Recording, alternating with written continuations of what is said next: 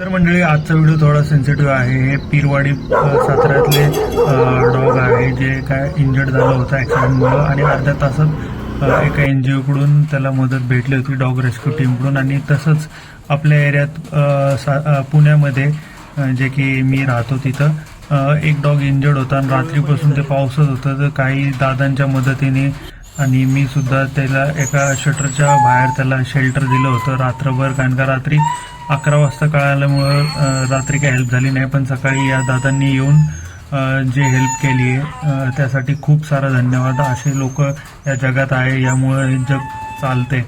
आणि ह्याला ते नेत आहेत आता ट्रीटमेंटसाठी. तुम्ही बघू शकताय स्वॅन टीम असते जे की हेल्प करते.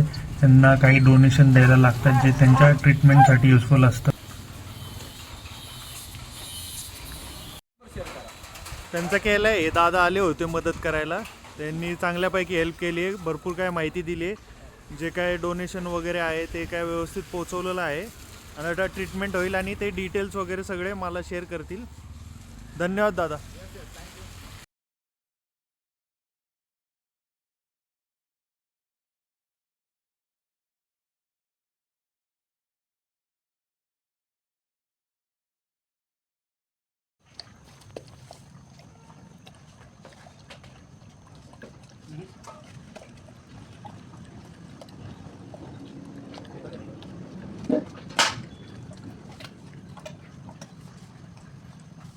तर मंडळी, मला इथे एक गोष्ट सांगूशी वाटते की काल रात्री मला एक अनोळखी माणूस भेटला होता आणि त्यांनी मला म्हणलं होतं काही मदत लागली तर मला फोन करा. आणि मी नेक्स्ट डे ट्राय केला की चला बाबा एखादं कोण आपल्याला मदत करू शकेल का. आणि मी कॉल केला आणि त्याकडून मला चांगला रिस्पॉन्स आला.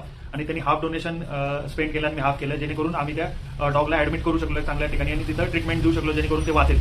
तर खरंच असे व्हिडिओ मला असं वाटतं की आपण न करण्याऐवजी केले पाहिजेत, जेणेकरून एक जरी जर कुठला व्यक्ती मोटिवेट झाला की अशा चांगल्या गोष्टी करायला, तर कुठल्याही एका प्राण्याचा जीव वाचू शकतो.